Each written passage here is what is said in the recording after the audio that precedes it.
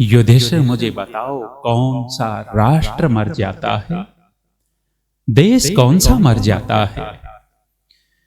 युधिष्ठिर उत्तर देते हैं कि यक्ष तुम मेरे से पूछते हो तो सुनो।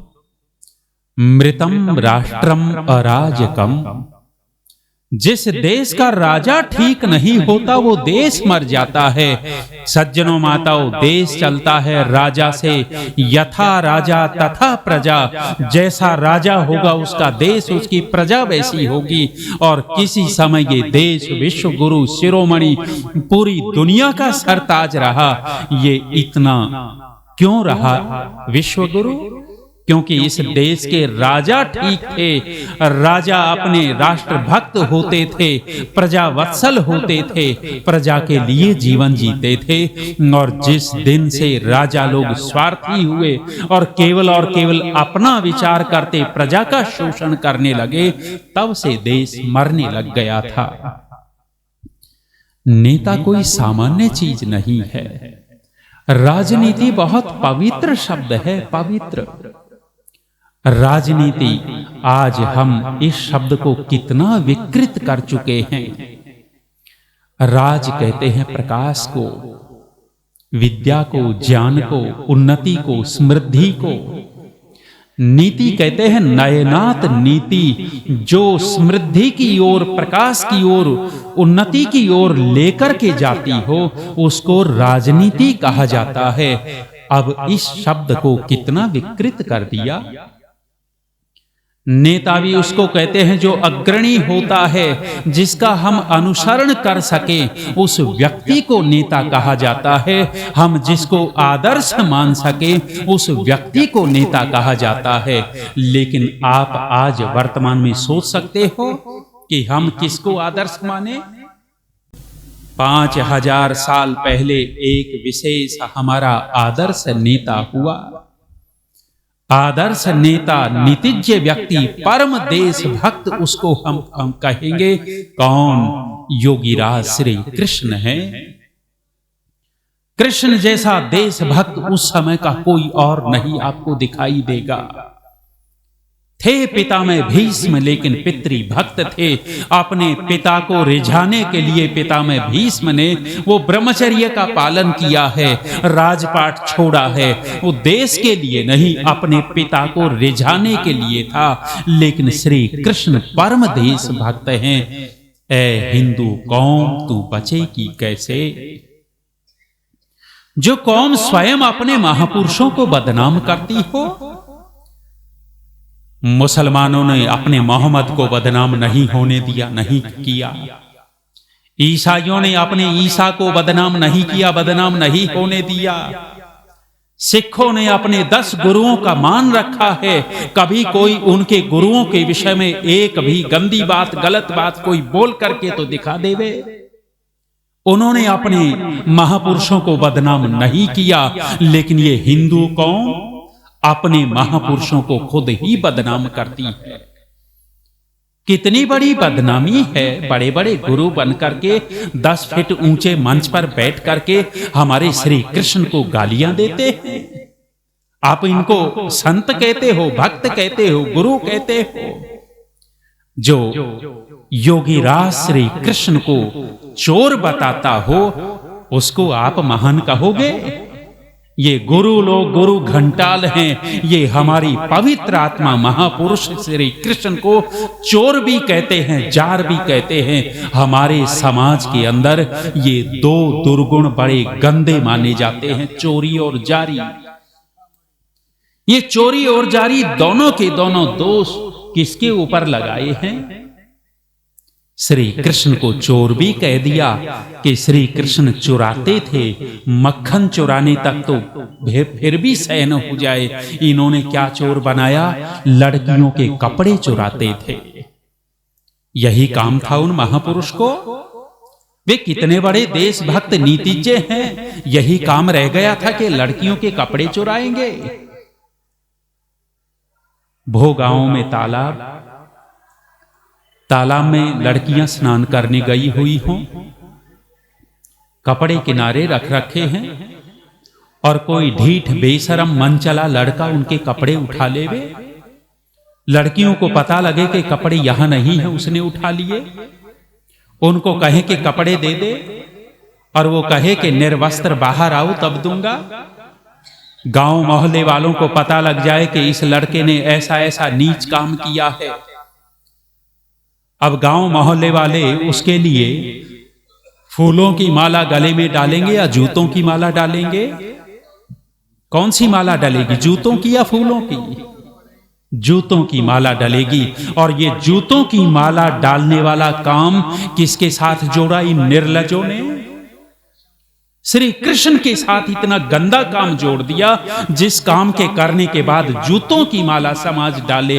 अरे वो पवित्र आत्मा कपड़े चुराने वाला नहीं था, वो तो द्रौपदी के कहीं न कहीं वस्त्रों की रक्षा करने वाला व्यक्ति था, और तुमने इतना गंदा काम उनके साथ जोड़ दिया। फिर कहता हूं हिंदू कौम समझ जा, ये तथाकथित भागवत आचार्य जो गंदे वचन बोलते हैं श्री कृष्ण के साथ, राधे राधे, है कहीं राधा का अता पता? हम इस शताब्दी सम्मेलन में बैठ करके इन भागवत आचार्यों को चुनौती देते हैं, भागवत पुराण से राधा शब्द निकाल करके दिखा देवे। राधा पात्र, राधा का प्रसंग की तो बात ही बहुत दूर है, पूरे भागवत पुराण में राधा नाम का शब्द तक नहीं मिलेगा, और ये राधा राधा करते हैं।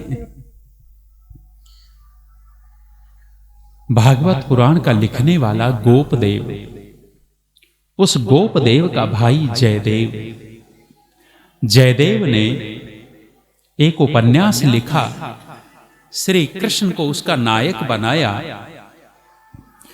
उपन्यास का नाम रखा था गीत गोविंद, और गीत गोविंद उस उपन्यास में अत्यंत अश्लीलता जोड़ी उसने, और अश्लीलता जोड़ते हुए एक नए राधा नाम की स्त्री की कल्पना की, और कल्पना करके श्री कृष्ण की प्रेमिका बना करके उपन्यास लिखता चला गया। उसकी स्वयं की गंदी वृत्ति थी, कामुक व्यक्ति था, गंदी भावना वाला व्यक्ति था, अपने मन की गंदगी श्री कृष्ण के साथ जोड़ दी उसने। अच्छा बहनों, ईमानदारी से बताओ, आपके पति की कोई प्रेमिका रही हो और आपके सामने उस प्रेमिका का ही बार बार नाम लिया जाए, अच्छा लगेगा या बुरा लगेगा? और पति की भी एक दिन गर्दन पकड़ करके हिला दोगी कि तू है क्या चीज, वही उसी के साथ रह ले। माता रुक्मणी, माता रुक्मणी उनकी पत्नी थी। हम दुर्जन तोष न्याय से मान लेवें कि प्रेमिका रही होगी राधा, और बार बार राधे राधे माता रुक्मणी के ऊपर अत्याचार है या नहीं है? जो यथार्थ में श्री कृष्ण की पत्नी है। आज संसार के अंदर कृष्ण रुक्मणी के कितने मंदिर, अरे कहीं तो कोई निर्लज्जता की सीमा हो। प्रेमिका के साथ श्री कृष्ण के मंदिर, और जो प्रेमिका थी ही नहीं, निराधार काल्पनिक पात्र बना रखा है। सज्जनों माताओं, फिर कहता हूं हिंदू कौम, तू अपने महापुरुषों को खुद ही बदनाम क्यों करती है? जारी कुब्जा के साथ समागम किया, गोपियों के साथ रासलीला करते थे। ये अच्छी बातें नहीं है, ये गलत बातें श्री कृष्ण के साथ जोड़ी। आप धन्यवाद करिएगा ऋषिवर देव दयानंद जी का। ऋषि चाहते क्या थे, आर्य समाज चाहता क्या है, वो महर्षि स्वामी दयानंद जी का उपकार मानिएगा।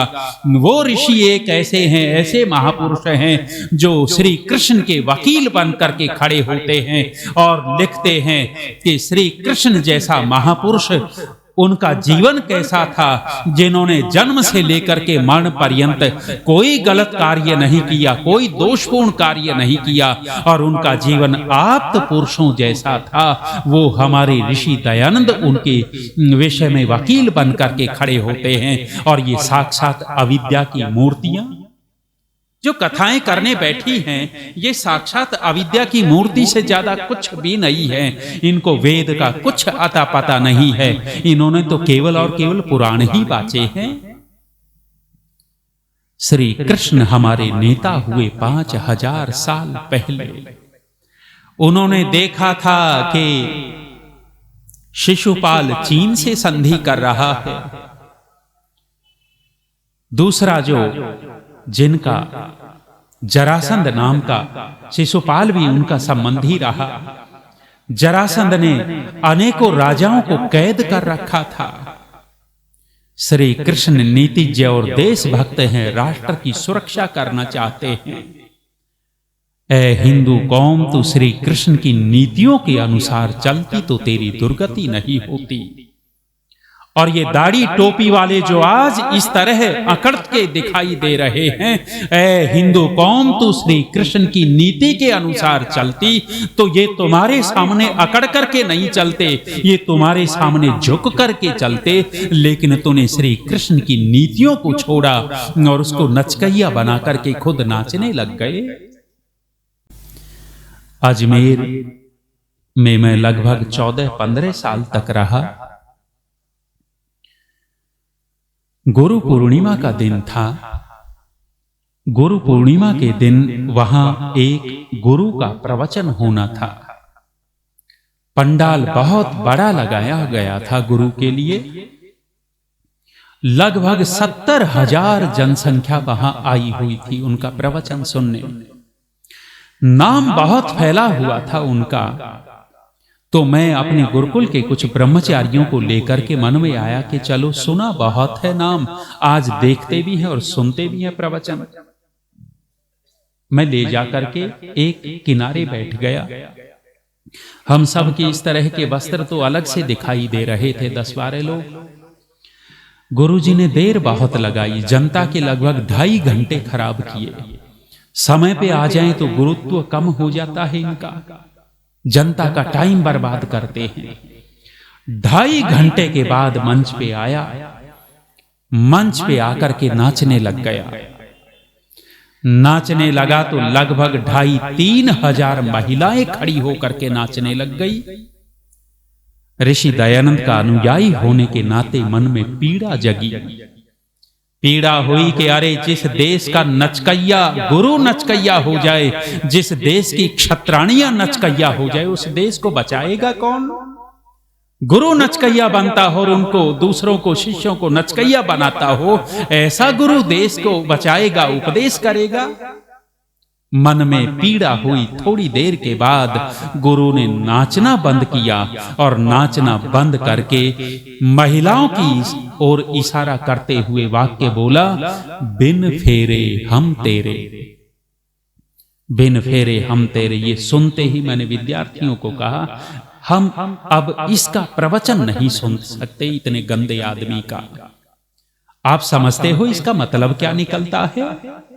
बिन फेरे हम तेरे, एक जायज पति होता है और दूसरा नाजायज पति होता है।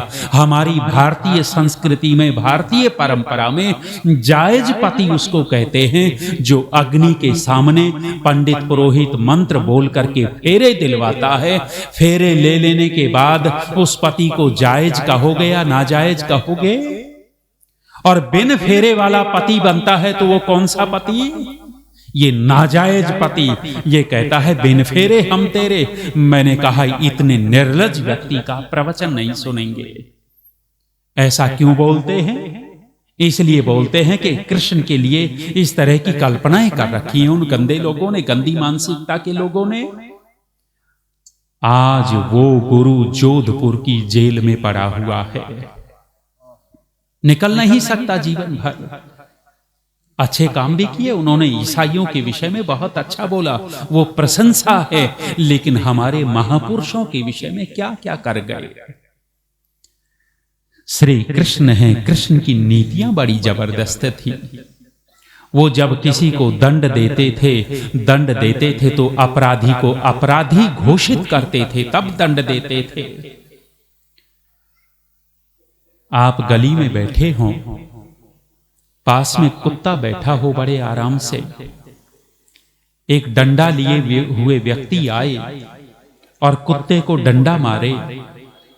वो आराम से कुत्ता बैठा था और उसने डंडा मार दिया। हमने देखा, हम उसको अच्छा कहेंगे बुरा कहेंगे? बुरा कहेंगे बेचारा बैठा था वैसे ही मार दिया। लेकिन वही हम है, वही कुत्ता है, वही डंडा मारने वाला है। वो डंडा मारने वाला व्यक्ति हमें ये विश्वास दिला देवे कि ये जो कुत्ता बैठा है ये पागल है। विश्वास दिला दिया कि कुत्ता पागल है, और फिर वो एक डंडा नहीं उस कुत्ते को जान से मार देवे, तब हम उसको बुरा कहेंगे या अच्छा कहेंगे? तब हम कहेंगे कि ठीक किया है, ऐसा ही होना चाहिए था। श्री कृष्ण की यही तो नीतियां थी। दुर्योधन कुत्ता है, कुत्ता होते हुए दूसरों को विश्वास दिलाते हैं कि ये कैसा कुत्ता है। स्वयं शांति दूत बनकर के गए, भरी सभा में कहा कि महाराजा धीराज, धृतराष्ट्र, आप आधा राज्य उनका लौटा दो। बीच में दुर्योधन खड़ा होता है, कहता है पिताजी ने मुझे अधिकार दे रखा है और आधा राज्य हम नहीं देंगे। श्री कृष्ण कहते हैं कि कोई बात नहीं, मैं उनकी ओर से 5 गांव मांगता हूं। उस समय दुर्योधन कहता है कि ना, 5 गांव भी नहीं दूंगा। तुम 5 गांव की बात करते हो, सुच्याग्रमपि न दास्यामि विना युद्धेन केशव। हे कृष्ण, तुम 5 गांव को तो छोड़ो, मैं एक सुई की नोक के बराबर भी जमीन नहीं देने वाला। उस समय श्री कृष्ण खड़े होकर के कहते हैं, देखो ये कुत्ता तो है लेकिन पागल कुत्ता है। पांडवों की पीठ थपथपाई और कहा कि अब इसका वध करोगे, दुनिया में तुम्हें कोई गलत नहीं कहेगा, ठीक कहेगा। श्री कृष्ण की नीतियां थी। शिशुपाल गालियों पर गालियां देता जा रहा है और वो श्री कृष्ण मुस्कुराते हुए गालियां सुनते जा रहे हैं। जब गालियां शिशुपाल दे रहा था तो 2-4 राजा शिशुपाल के पीछे आ खड़े हुए थे। 2-4 राजा शिशुपाल के पीछे आ गए समर्थन में। कब तक केहरी सहन करेगा शरारते श्रृगाल की, कहीं न कहीं तो हद होती है कुचक्र और कुचाल की। चक्र सुदर्शन लेना होगा अब तो हाथों में, केशव को लगभग पूरी होने को हैं 100 गाली शिशुपाल की। जब 99 गाली पूरी हुई तब श्री कृष्ण खड़े होते हैं कि शिशुपाल अब अतिक्रमण मत करना, अतिक्रमण मत करना, मतांध है। बोलता जा रहा है, कहता है कि अतिक्रमण की बात करता है, 100 गाली की बात करता है, मैं तेरे को 300 गालियां सुनाता हूं। बोलते चला गया, बोलता चला गया। तब श्री कृष्ण कहते हैं कि देखो, भरी सभा में राजा लोग थे, देश विदेश के राजा राजसूय यज्ञ में आए हुए थे। संबोधित करते हुए कहते हैं कि सुनो राजाओं, नाते में ये मेरा भाई लगता है, मेरी बुआ का लड़का है। और उस समय शिशुपाल के अपराध गिनाने लग गए, देशद्रोही पने के प्रमाण दिए। और जब ये सारे प्रमाण राजाओं के सामने आए, जो 3-4 राजा उसके पीछे खड़े हुए थे वे भी उधर जा बैठे। जब अपराधी को अपराधी घोषित कर दिया, सुदर्शन चक्र लेकर के गर्दन काट करके फेंक दी। दुनिया में कोई गलत कहने वाला नहीं था।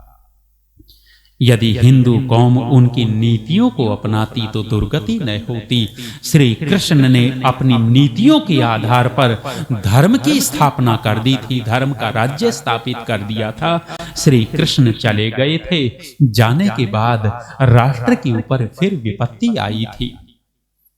देश के ऊपर विपत्ति आई तो एक और महापुरुष हमें दिखाई देते हैं। उन्हें श्री कृष्ण की नीतियों का अनुसरण करने वाले दिखते हैं, जिसको हम महात्मा की उपाधि दिए बैठे हैं। कौन? महात्मा चाणक्य हैं। और महात्मा चाणक्य ने भी ऐसी नीतियों का अनुसरण किया।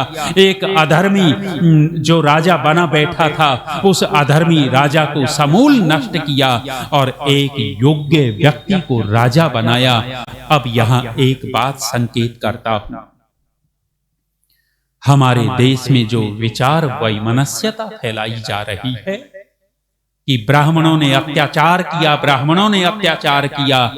हे भद्र पुरुषों, आर्य सज्जनों, माताओं, बहनों, जो तथाकथित स्वार्थी रहे, निश्चित रूप से हम मानते हैं कि उन्होंने अत्याचार किया, लेकिन ब्राह्मणों ने वैसा जो योग्य ब्राह्मण थे उन्होंने निर्माण भी बहुत किया। चाणक्य योग्य ब्राह्मण हैं और योग्य ब्राह्मण होते हुए चंद्रगुप्त को राजगद्दी दी थी। चंद्रगुप्त कौन था? एक साधारण गडरिये का लड़का है। उस गडरिये के लड़के को भारत देश के सिंहासन पर बैठाने वाला कोई था तो वो ब्राह्मण ही था। जो योग्य ब्राह्मण रहे उन्होंने निर्माण किया है। दुष्ट तो दुष्टता करते ही हैं, चाहे वो ब्राह्मण हो, क्षत्रिय, वैश्य हो, शूद्र हो, कोई भी हो, दुष्ट दुष्टता करता है, लेकिन ब्राह्मण निर्माण करते हैं। इतिहास आप पढ़िएगा, जो वेदज्ञ ब्राह्मण, धार्मिक ब्राह्मण, जो वास्तव में ईश्वर भक्त रहे, उन्होंने कभी पक्षपात नहीं किया। महर्षि मनु भी तो ब्राह्मण थे, वो स्वयं ब्राह्मण है और ब्राह्मण होते हुए क्या कहते हैं? शूद्र को कम दंड, वैश्य को दुगना दंड, क्षत्रिय को और ज्यादा दंड और ब्राह्मण को संसार का सबसे बड़ा दंड दिया जाए यदि ब्राह्मण अपराध करता है। ब्राह्मण होते हुए पक्षपात नहीं किया कि इनको छुड़वा दें और शूद्र को मरवा दें। चाणक्य हैं, चाणक्य ने ऐसी नीतियों का निर्माण किया कि राष्ट्र को सुरक्षित कर दिया था। उस समय चाणक्य चले गए। चाणक्य के जाने के बाद राष्ट्र के ऊपर फिर विपत्ति आई है, फिर संकट आया है। ये लुटेरे आने लग गए थे जो मतांध हैं, मतांध लुटेरे, क्रूर। औरंगजेब उस समय राज्य था। एक और महापुरुष दिखे, श्री कृष्ण चाणक्य की नीतियों का अनुसरण करने वाले छत्रपति शिवाजी महाराज हैं। छत्रपति शिवाजी महाराज औरंगजेब के समय थे और यदि औरंगजेब किसी व्यक्ति से डरता था तो शिवाजी महाराज से डरता था। शिवाजी महाराज ने उसके छक्के छुड़ाए थे। एक मौलाना रेल में बैठ करके औरंगजेब की बड़ाई कर रहा था, हमारे छत्रपति शिवाजी की निंदा कर रहा था और तथाकथित अपने आप को सनातनी मानने वाले वे सुन रहे थे। बड़ाई बुराई करते करते कहने लग गया कि हमारे औरंगजेब तुम्हारे छत्रपति शिवाजी का फोटो चित्र अपने शौचालय में रखते थे। शौचालय में वो तो इसी लायक था, शौचालय में रखने लायक। निंदा कर रहा है और अपने औरंगजेब की प्रशंसा कर रहा है। तथाकथित सनातनी बोल नहीं सके। उत्तर देता है तो आर्य समाज का व्यक्ति देता है। एक आर्य समाज का उपदेशक बैठा हुआ था, कहने लग गया कि मौलाना तू बिल्कुल ठीक कहता है, तेरा औरंगजेब हमारे छत्रपति शिवाजी का फोटो अपने शौचालय में रखता था, लेकिन तू जानता है क्यों रखता था? मेरे से पूछ। इसलिए रखता था क्योंकि तेरे औरंगजेब को कब्जी का रोग था और हमारे छत्रपति शिवाजी का फोटो देखने मात्र से उसको दस्त लग जाते थे। अपनी कब्जी तुड़वाने के लिए फोटो रखना पड़ता था, मजबूरी थी उसकी। छत्रपति शिवाजी महाराज हैं। क्यों हैं? क्योंकि कृष्ण चाणक्य की नीति का अनुसरण कर रहे हैं, इसलिए परम राष्ट्र भक्त हैं। और मराठा साम्राज्य कहां तक फैल गया था? कहां तक आप देखेंगे कि कहां पंजाब और बहुत दूर दूर तक आर्यवर्त देश में, भारत देश में वो राज्य फैला हुआ था। भगवे झंडे के नीचे यहां देश की जनता आती जा रही थी। छत्रपति शिवाजी चले गए। जाने के बाद फिर राष्ट्र के ऊपर विपत्ति आई थी। विपत्ति आई तो फिर एक और नीतियों का अनुसरण करने वाला महापुरुष दिखाई दिया, जिसको हम लौह पुरुष कहते हैं। लौह पुरुष कौन है? सरदार वल्लभ भाई पटेल हैं। अरे उस पटेल का हृदय देखिएगा, उनके हृदय में क्षत्रियता कूट कूट के भरी हुई है। क्षत्रिय उसको कहते हैं जो राष्ट्र भक्त हो, न्याय की रक्षा करता हो, दुष्टों का दलन करता हो, सज्जनों की रक्षा करता हो, वो क्षत्रिय है। और ये योग्यता उन सरदार वल्लभ भाई पटेल के अंदर दिखाई देती है। लगभग 500 सवा 500 रियासतें इस देश के अंदर थी और उन सभी बिखरे हुई देश की रियासतों को एक करने वाला कौन है? हमारा लौह पुरुष सरदार वल्लभ भाई पटेल है। उस समय 2 रियासतें ज्यादा मुंह उठा रही थी, एक हैदराबाद, दूसरी जूनागढ़। जूनागढ़ के घुटने टिकवाए छत्र वो उन्होंने पटेल जी ने, और हैदराबाद के घुटने कब टिके? आर्य समाज ने आंदोलन किया। हैदराबाद का आंदोलन आप इतिहास में पढ़ करके देखिएगा। आर्य समाज के आर्यवीर जत्थे के जत्थे जाते थे। स्वामी नारायण के निर्देशन में, स्वामी स्वतंत्रानंद जी के निर्देशन में, कहीं हमारे हंसराज जी थे, उन महापुरुषों के निर्देशन में हैदराबाद में आर्य समाज ने बहुत बड़ा आंदोलन किया, बलिदान दिए। और जब सरदार वल्लभ भाई पटेल वहां गए थे, पटेल गए तो हैदराबाद का निजाम हाथ जोड़े पटेल के सामने खड़ा हुआ था। और उस समय सरदार वल्लभ भाई पटेल ने भी भरी सभा में घोषणा की थी कि यदि आर्य समाज यहां आकर के भूमिका न बनाता तो मुझे भी बड़ी कठिनता होती इसके घुटने टिकाने में। आर्य समाज की प्रशंसा उस समय सरदार वल्लभ भाई पटेल करते हैं। पटेल लौह पुरुष हैं, लौह पुरुष हैं। लेकिन अब हम अपने पूजनीय सरदार वल्लभ भाई पटेल के ऊपर एक टिप्पणी करेंगे, टिप्पणी करना चाहेंगे। वो पूजनीय है, हमारे महापुरुष हैं, वो कम्युनिटी के, वो एकता के, वो संगठन के प्रतीक हैं। लेकिन एक टिप्पणी करने का मन होता है। कहते हैं कांग्रेस कमेटी के 15 वोट थे, 15 सदस्य, 15 की वोट डलनी थी। वोट डली तो 13 वोट हमारे सरदार वल्लभ भाई पटेल के पक्ष में आई और केवल 2 वोट नेहरू के पक्ष में आई थी। नेहरू के पक्ष में केवल 2 वोट आई थी, एक उसके स्वयं की थी, एक किसी और की थी। 13 वोट सरदार वल्लभ भाई पटेल के हिस्से में आई थी। और एक तथाकथित महात्मा ने कहा पटेल पद छोड़ दे और इसको प्रधानमंत्री बना दे। त्याग कर दिया। अब हम टिप्पणी करेंगे कि जिस त्याग से राष्ट्र का नुकसान होता हो, राष्ट्र की हानि होती हो, वो त्याग नहीं होता। ए सरदार वल्लभ भाई पटेल, यदि आप उस दिन उस त्याग को न करते, त्याग न करते तो आज हमारे राष्ट्र की स्थिति कुछ और होती। उस समय सरदार वल्लभ भाई पटेल ने कहा था, सरदार वल्लभ भाई पटेल गांधी जी को कह रहे हैं कि गांधी जी, धर्म के नाम पर यह बंटवारा हुआ है, आप क्यों रोकते हो? इन सबको वहां भेजो। लेकिन बात मानी नहीं सरदार वल्लभ भाई पटेल की। आश्चर्य की बात है, स्वामी श्रद्धानंद जी 1926 में देह त्याग कर गए थे। देश का बंटवारा बाद में हुआ, स्वतंत्रता बाद में मिली। स्वामी श्रद्धानंद जी जो हिंदुओं से मुसलमान बन गए थे, उनको फिर से हिंदू बना रहे थे। इन महात्मा के पास 2 अली बंधु रहते थे, मोहम्मद अली और शौकत अली। अली बंधुओं ने एक दिन गांधी जी को कहा कि गांधी जी, अपने श्रद्धानंद को समझाओ कि ये मुसलमानों से हिंदू न बनाए, हमें अच्छा नहीं लगता। बिना खड़ग बिना ढाल तिलवादी आजादी। हमारे उपदेशक कहते हैं कि मांगने से कोई रेहड़ी वाला सड़ा हुआ केला भी नहीं देता, आजादी दे देंगे वे, आजादी दे देगा अंग्रेज।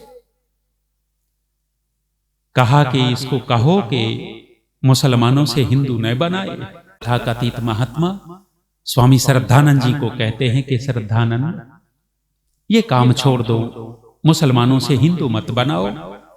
स्वामी श्रद्धानंद जी ने कहा कि गांधी जी, यदि ये काम वो छोड़ देंगे तो मैं भी छोड़ दूंगा। वो हिंदुओं से मुसलमान बनाना छोड़ दे, मैं छोड़ देता हूं। गांधी जी ने उनके सामने जाकर कहा कि ऐसा ऐसा बोलते हैं।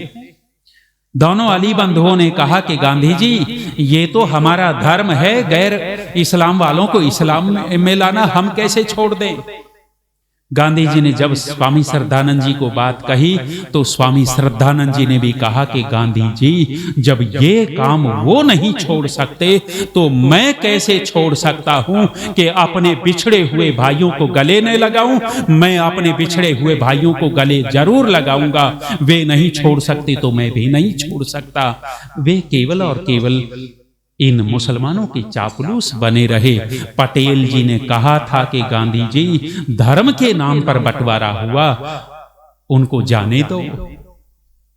जब वहां से हिंदुओं की रेल लाशों की भर करके आई थी, लाशों की भर करके आई, तो हिंदू लोग, महिलाएं गांधी जी के सामने रोई थी, हाथ जोड़ करके गिड़गिड़ाई थी कि हमारा अब कुछ करो, मार रहे हैं, काट रहे हैं, इज्जत लूट रहे हैं। गांधी जी कहते हैं, अफीम खा करके पड़ी रहो, कोई तुम्हारे शरीर के साथ कुछ भी करता रहे, अहिंसा का पालन करो। उस समय पटेल जी ने खुली छूट दी थी और उस समय इस तरह से इनको काटा पीटा, तब ये चरण चाटने लगे थे। पटेल की नीतियां बड़ी जबरदस्त थी। पटेल चले गए, जाने के बाद देश के ऊपर फिर संकट आया। संकट आया तो एक और योग्य नेता, योग्य राजा हमें दिखाई देते हैं, जिसका नाम लेने से हमारे मन में श्रद्धा जगती है। कौन है? लाल बहादुर शास्त्री हैं। लाल बहादुर शास्त्री का जब जब याद करता है देश का व्यक्ति, तो शास्त्री जी के प्रति श्रद्धा के भाव पैदा हो जाते हैं। शास्त्री जी की विनम्रता, शास्त्री जी का स्वाभिमान, शास्त्री जी की देशभक्ति पढ़ करके देखिएगा। जब ताशकंद समझौता होना था, ताशकंद जाने वाले थे, किसी ने कहा कि शास्त्री जी, पाकिस्तान का प्रधानमंत्री आएगा, उसका कद बड़ा ऊंचा है, बहुत लंबा शरीर का है और आप छोटे कद के हो, आप बात कैसे करोगे? स्वाभिमानी हमारे देश का राजा, हमारे देश के प्रधानमंत्री लाल बहादुर शास्त्री कहते हैं कि भाई, मेरा शरीर का कद छोटा और उसका शरीर का कद बड़ा है, तो इसमें कोई सामान्य बात नहीं, ये तो मेरे लिए गर्व की बात है। क्यों? क्योंकि मैं गर्दन उठा करके बात करूंगा और उसको गर्दन झुका करके बात करनी पड़ेगी। तुम कहते हो कि वो लंबे कद का है। स्वाभिमानी हैं। ऐसे हमारे लाल बहादुर शास्त्री, जो देश की रक्षा कर रहे थे, लेकिन दुर्भाग्य था इस देश का, उनको विष दे करके, जहर दे करके मार दिया। देश के ऊपर फिर विपत्ति आई, शास्त्री जी चले गए थे। हम पक्षपात नहीं करेंगे। पाकिस्तान के दो हिस्से, पूर्वी पाकिस्तान, पश्चिमी पाकिस्तान। इंदिरा जी ने उस समय सेना को छूट दी, युद्ध हुआ तो वो पाकिस्तान बांग्लादेश बना।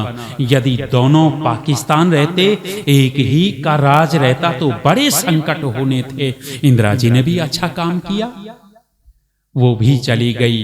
अब फिर हम लंबी श्रृंखला को पीछे से लेते हैं। श्री कृष्ण हैं, कृष्ण के बाद चाणक्य हैं, चाणक्य के बाद शिवाजी हैं, शिवा के बाद वो सरदार वल्लभ भाई पटेल हैं, पटेल के बाद शास्त्री जी हैं, इंदिरा जी हैं। और वर्तमान में, हे उत्तर प्रदेश के लोगों, यदि इसी श्रृंखला में आप किसी व्यक्ति का नाम लेना चाहते हो, तो आपका आदित्यनाथ योगी उसी श्रृंखला के अंदर है, आपका मोदी भी उसी श्रृंखला के अंदर है। इन देशभक्त लोगों के कारण आज स्थिति क्या है? आज स्थिति ये है कि आज हमने अमेरिका को शर्माते देखा है, आज हमने पाकिस्तान को घबराते देखा है, और आज हमने इस भारत माँ को मंद मंद मुस्काते देखा है। किसके बल पर? इन राष्ट्र भक्तों के बल पर। कौन सा देश मर जाता है? युधिष्ठिर कहते हैं, मृतम राष्ट्रम अराजकम। जिस देश का राजा ठीक नहीं होता, वो देश मर जाता है। 100 से अधिक देशों में देखा जाने वाला, सर्वाधिक लोकप्रिय और सबसे अधिक फॉलोअर्स के साथ पूरी दुनिया में आर्य समाज के विचारों का प्रचार करने वाला एकमात्र चैनल वैदिक प्रचार।